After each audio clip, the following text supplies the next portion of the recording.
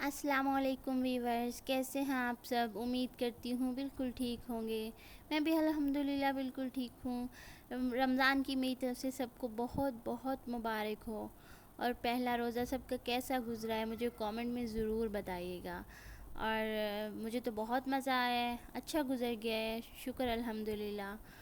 तो आपका रोज़ा कैसा गुज़रा है आप ज़रूर शेयर करिएगा मेरे साथ। तो अभी हम पहले अशरे की दुआ पढ़ लेते हैं आज। रब्बिग़फ़िर वरहम व अंत खैरुर राहिमीन। ए हमारे रब मुझे बख्श दे, मुझ पर रहम फरमा, तू सबसे बेहतर रहम फरमाने वाला है। तो अल्लाह ताला की नेमतों का शुक्र अदा करते हुए यहाँ पे हमारे सहरी का टाइम हो चुका है और मैंने सहरी रेडी कर ली है। तो अल्लाह ताला हमें हिम्मत और तौफ़ीक देता है तो हम सहरी उठ के बना पाती हैं, वरना हमें कोई इतनी रात को बोले कोई काम भी तो हम नहीं करेंगे। तो अल्लाह ताला हमें इसी तरह पूरा रमज़ान सहरी और अफ्तारी बनाने की तौफ़ीक अता फ़रमाए, आमीन सुम्मा आमीन। तो यहाँ पे मैंने बस सिंपल सी सहरी रेडी कर ली है, क्योंकि सहरी में ज़्यादा कुछ तो खाया नहीं जाता ना, फिर बिला वजह एहतमाम करने का कोई फ़ायदा नहीं होता। बस खाना तो वही पराठे और सालन अंडे ही खा सकते हैं, और क्या खा सकते हैं सहरी में। तो बस यहाँ पे मैंने पराठे बना लिए थे, अंडे बना लिए थे और योगर्ट ले लिए, और सालन जो बनाया था वो है। और बस यहाँ पे रिकॉर्ड करते हुए मुझे दिखाई दिया था कि मैंने काली मिर्चें नहीं ऐड की थी यहाँ पे, तो फिर मैं ये भी डालने लगी हूँ। और साथ में ये मैंने बस एक ड्रिंक रेडी किया है। लस्सी मैंने नहीं बनाई क्योंकि योगर्ट खा लेनी है, फिर लस्सी का दिल नहीं करना था। तो ये हमने सहरी तो आधा घंटा पहले कर ली है। और ये वाला जो है ना, ये जब रोज़ा बस रखना था ना, दुआ पढ़नी थी, ये तब हमने पी लिया था। ये पाकोला का शरबत था, उसमें मैंने दूध ऐड कर लिया था और इसको मैंने थोड़ी सी चीनी डाल के मिक्स कर लिया है। बस ये हम उस टाइम पी के फिर रोज़ा रख लेंगे। तो बस आज तो मैं सोई नहीं थी पूरी रात ही। तो अगर मैं सो जाती तो फिर मैं फ़्रेश नहीं रहती, फिर मैं रिकॉर्ड नहीं कर पाती। तो इसलिए मैं जागती ही रही थी। खैर हमारे बच्चे भी जागे हुए थे और मैं भी जागी हुई थी। पूरी रात हमने बस मज़े में गुजार दी है। थोड़ी बहुत कुरान पाक पढ़ लिया था, बच्चे खेलते रहे हैं और बस इसी तरह टाइम हो गया था स्पेंड। तो अब यहाँ पे हो गए हैं 3 बजे का टाइम था और मैंने अफ्तारी बनानी शुरू कर दी थी। टाइम से ही लग गई थी क्योंकि मैंने सोचा छोटा सा है ना ये उस्मान, तो फिर क्या पता होता है ना बच्चे का कि रोना लग जाएगा, फिर रोएगा तो फिर कैसे कर पाऊँगी। तो मैंने यहाँ पे ले लिया था, थोड़ा सा चिकन ले लिया है मैंने, बोनलेस चिकन लिया है और इसको छोटे छोटे पीस में कट कर लिया है। तो इसमें ये मैंने सिरका डाला है और ये सोया सॉस डाल रही हूँ। चिकन को थोड़ा सा फ्राई होने दिया था और उसके बाद मैंने ये दोनों चीज़ें डाल के, सिरका और सोया सॉस, और अभी मैंने टिक्का मसाला इसमें डाल दिया है और इससे फ्लेवर थोड़ा सा इन्हेंस हो जाएगा। तो अभी इसको मैं मिक्स करके तो कुक होने दूंगी लो फ्लेम पे। पहले मैंने इसको फ्राई हाई फ्लेम पे किया है और अब मैं इसको लो फ्लेम पे पकने दूंगी जब तक ये गल जाएगा। ये चिकन बोनलेस था तो ये बस 5 to 7 मिनट्स में रेडी हो जाता है। तो यहाँ पे ये हो गया था रेडी मिक्सचर। तो मैं बनाने लगी हूँ बर्गर्स, चिकन बर्गर्स बनाने लगी हूँ। तो चिकन बर्गर भी के बोल सकते हैं, कीमे वाले बर्गर भी बोल सकते हैं, कुछ भी बोल लें। तो खैर यहाँ पे मैंने ये मिक्सचर रेडी हो गया था और इसमें अब मैं मायोनीज़ डालने लगी हूँ। तो मायोनीज़ मुझे थोड़ी ज़्यादा पसंद है इसलिए मैंने ज़्यादा ऐड की है, आप कम भी यूज़ कर सकते हैं, लेकिन मैंने बहुत सारी डाल ली है। तो जितना भी कम मिक्सचर बनाने की कोशिश करो फिर भी बच ही जाता है मेरा, क्योंकि मैंने कम ही चीज़ बनानी होती है। देखिए मैंने कितनी थोड़ी सी चिकन से बनाया है और फिर भी देखिएगा कैसे बर्गर्स भर भर के बने। और अफ्तारी में इतना हैवी बर्गर चाहिए नहीं था लेकिन बन गए थे। खैर आइंदा से ख़्याल रखूँगी। अभी आज पहला रोज़ा था तो किसी चीज़ का भी आइडिया नहीं होता, क्योंकि रोज़ा होता है ना ही तो टेस्ट कर सकते हैं और ना ही इतना कोई आइडिया होता है, क्योंकि ऐसी चीज़ें बस रमज़ान में ही तो ज़्यादातर बनाई भी जाती हैं। तो ये मैंने डॉन के बर्गर बन्स ले लिए हैं, ये बहुत ही सॉफ्ट होते हैं। तो अगर आपने भी बर्गर्स बनाने हो तो आप ये वाले ज़रूर ट्राई करिएगा, ये बहुत अच्छे बन हैं, बहुत सॉफ्ट होते हैं। 2 बर्गर भी इंसान आराम से खा लेता है। तो यहाँ पे हम 2 लोग हैं तो हमने ये 4 बर्गर रेडी कर लिए।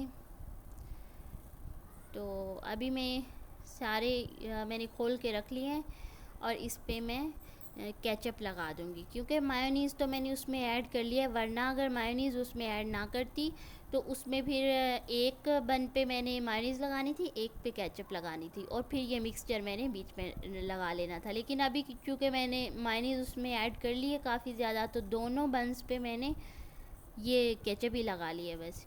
ये केचप भी हॉट एंड स्पाइसी वाली केचप है, सिंपल वाली नहीं है। तो इसको मैं स्प्रेड कर लेती हूँ जल्दी जल्दी से।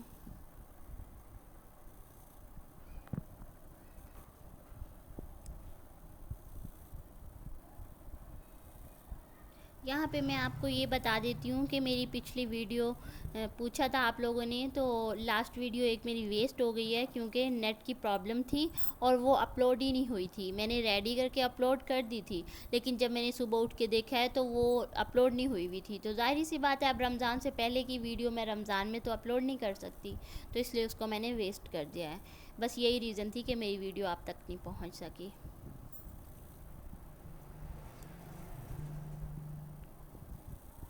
उसमें भी बहुत अच्छे आइडियाज़ मैंने शेयर किए थे, लेकिन खैर अब नहीं हो सकी तो क्या किया जा सकता है।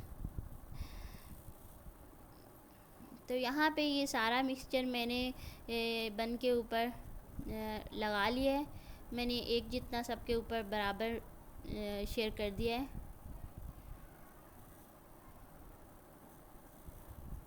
और इसको अच्छी तरह से फैला लें और फिर ऊपर से बर्गर को बंद कर दें दूसरे बर्गर बन से। इतना आसान बर्गर है, बिल्कुल आप आराम से बना सकते हैं, इसमें कोई मेहनत नहीं है। आपने देखा है, मैंने सिर्फ चिकन लिया है और उसमें सोया सॉस और वो चिली सॉस और सिरका डालें और बस कुक कर लें। कोई सा मसाला आपने तिक्का मसाला कबाब मसाला नहीं डालना, हर मिर्चें और नमक डाल लें, बस बेसिक मसाले डाल लें और कुक करके और बर्गर बंस के बीच में लगा के तो बस जी बर्गर रेडी हो जाएंगे। आपके लिए मैं इतने आसान तरीके लेके आती हूँ कि कोई भी ऐसी चीज़ ना हो जो आपके घर में मौजूद ना हो या वो मिल ना रही हो कहीं से। बिल्कुल आसान आसान सी चीज़ों वाली चीज़ें मैं बनाती हूँ ताकि हर कोई जो है ना इन रेसिपीज़ को ट्राई कर सके। तो वरना मैं और भी बहुत चीज़ें ऐड कर लूँ, लेकिन बस मैं यही सोच के नहीं करती कि एक नॉर्मल हम लोग मिडिल क्लास लोग हैं सब, तो हम सब जिस माहौल में रहते हैं इसी तरह की बस चीज़ें बनाऊँ। कोई चाइनीज़ ये वो ज़्यादा मैं ऐसी वो नहीं बनाऊँ। क्या फ़ायदा जब कोई बना ही नहीं सकेगा ऐसी चीज़ों को। तो मैं नॉर्मल सी बस चीज़ें आपके लिए लेके आती हूँ। तो ये ऊपर बस मैंने थोड़ा सा डिज़ाइन के लिए मायोनीज़ लगा दिए, तो आप केचप भी लगा सकते हैं। मुझे केचप ज़्यादा पसंद नहीं है तो इसलिए मैंने फिर से यहाँ पे भी मायोनीज़ लगा दी है, बस मुझे मायोनीज़ बहुत पसंद आती है।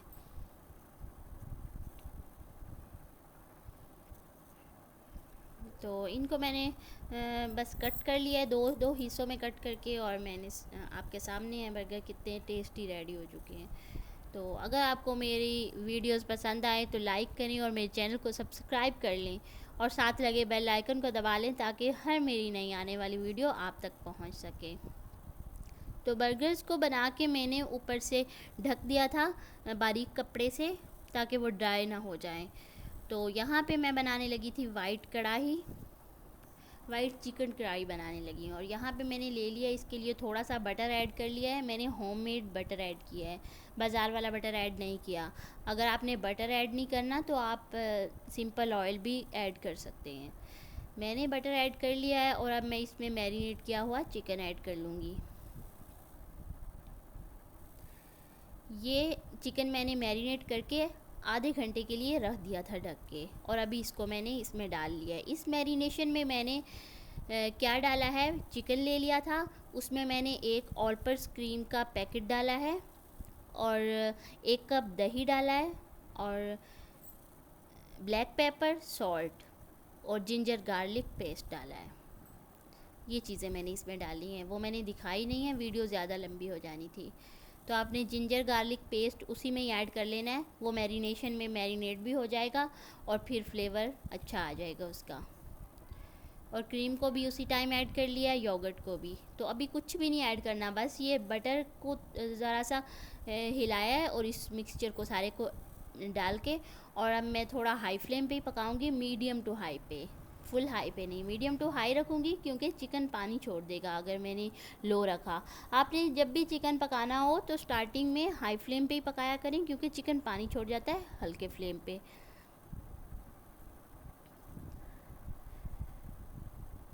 तो इसमें तो क्रीम भी ऐड की हुई है और योगर्ट भी पानी छोड़ेगा, और क्रीम भी जो है वो गर्म होने के बाद ये ऐसी फॉर्म में आ जाती है, लिक्विड फॉर्म में बन जाती है।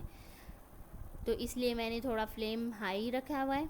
तो अभी मैं आपको बताऊंगी कब मैं इसको लो करूंगी।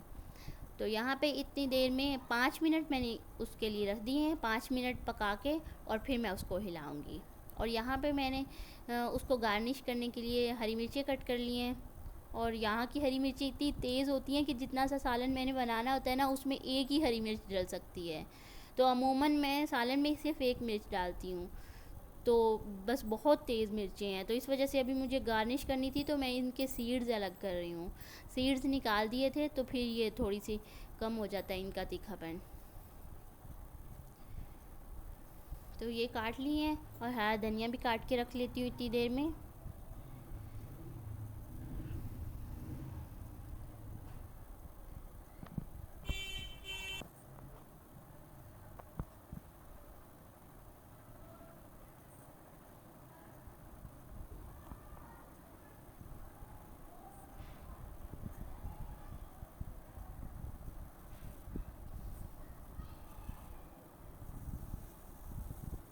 तो यहाँ पे इसको कुक होते हुए 5 मिनट्स हो चुके थे, और इनको खोल के आपको मैं दिखाती हूँ इसको, कि ये देखिए, देखिए मैंने ठीक बोला था ना कि इस पे पानी बहुत खुद से ही बन जाता। तो ये देखिए पानी कितना हो चुका है रिलीज़।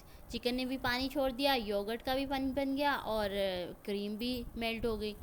तो देखिए इसमें इस वाली कढ़ाई में आपको पानी डालने की कोई ज़रूरत है ही नहीं है, ये अपने आप में जो पानी है ना उसमें इतनी अच्छी कुक हो जाती है।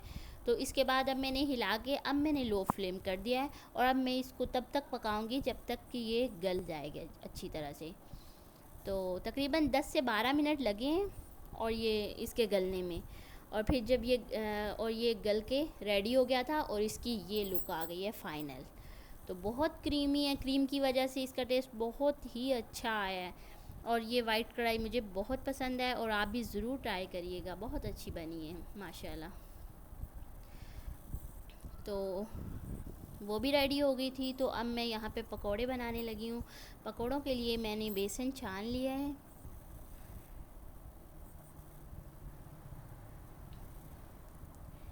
बेसन छाने के बाद मैं बेसन को भी थोड़ी देर मैरिनेट करूँगी। इसमें मैं क्या ऐड कर रही हूँ, सॉल्ट ऐड कर दिया है।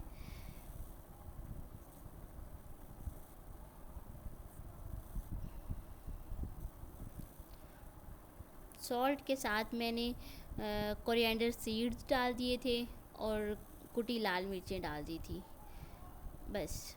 और अब मैं इसको वाटर डाल के मिक्स करूँगी। और इसको आपने बिल्कुल थोड़ा सा मिक्स नहीं करना। वो जो पकोड़े हार्ड वाले बनते हैं ना, वो सिर्फ इसी वजह से हार्ड बनते हैं, क्योंकि हम लोग इसको ना मिक्स कम करते हैं।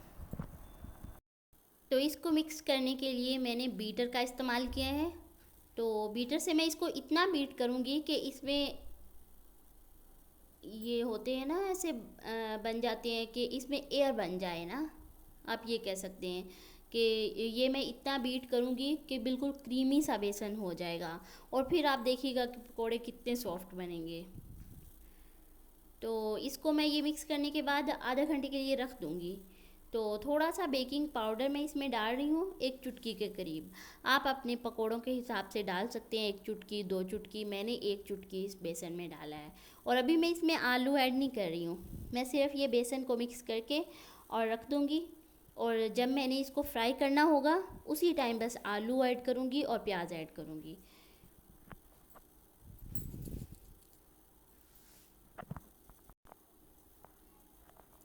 एक हरी मिर्च डाल दूँगी कटिंग करके, आप अपने हिसाब से डाल लें, अगर कम तेज़ हैं तो ज़्यादा भी डाल सकते हैं। तो ये मैंने रखा हुआ था थोड़ा सा, ये मेथे रखे हुए थे थोड़े से, याद ही नहीं आ रहा। ये मुझे मेथे मैंने पकोड़ों के लिए रखे थे, इनसे बहुत अच्छी खुशबू आती है। यहाँ पे पकोड़े बना रहे हो तो दूर दूर तक खुशबू आती है, फिर मुझे बहुत अच्छा लगता है। पकोड़ों का टेस्ट भी अच्छा लगने लग जाता है खुशबू की वजह से। तो मेथे भी डाल दिए हैं और थोड़ा सा हरा धनिया डाल दिया है, आलू डाल दिए और प्याज डाल दिए। तो अब मैं इनको फ्राई कर लूँगी।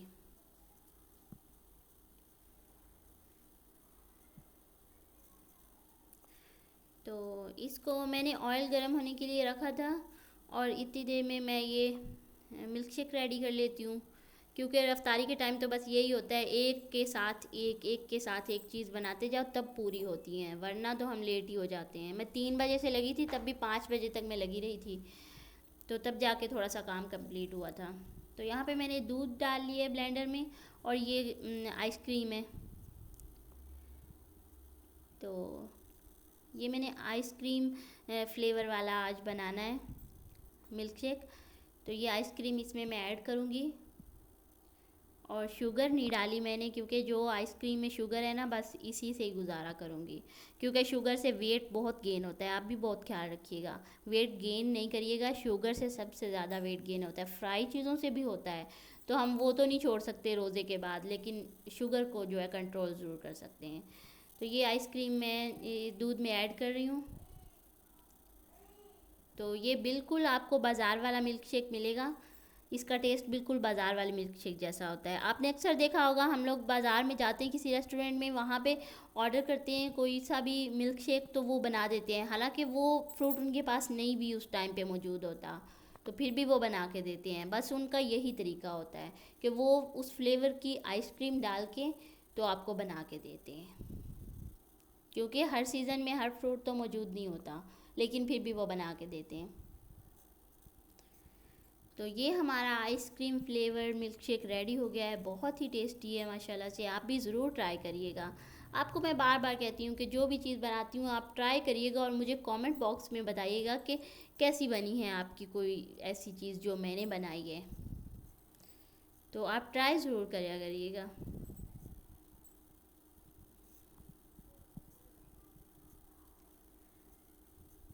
तो मेरा तो बनाते हुए दिल कर रहा था, ऐसे बस दिल ख़राब हो रहा था, रोज़ा ख़राब होने वाली बात हो रही थी, इतना अच्छा लग रहा था, दिल कर रहा था अभी बंदा पी ले बस इसको।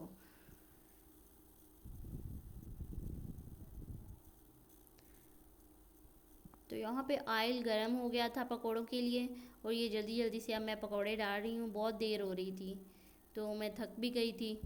तो बस ये पकोड़े डाल के और मैं फ़्री हो जाऊँगी। हो गया आज की मेरी यही अफ्तारी की चीज़ें थी जो मैंने आपके साथ शेयर कर ली हैं। तो बाकी साथ मैंने रूह अफ़ज़ा बना लिया था और खजूरें वगैरह वो तो खा ही ली थी बस। तो बस आपको दिखाने वाली चीज़ें यही थी। तो इसी के साथ मैं वीडियो का एंड करती हूँ। अल्लाह हाफिज़, दुआओं में याद रखिएगा।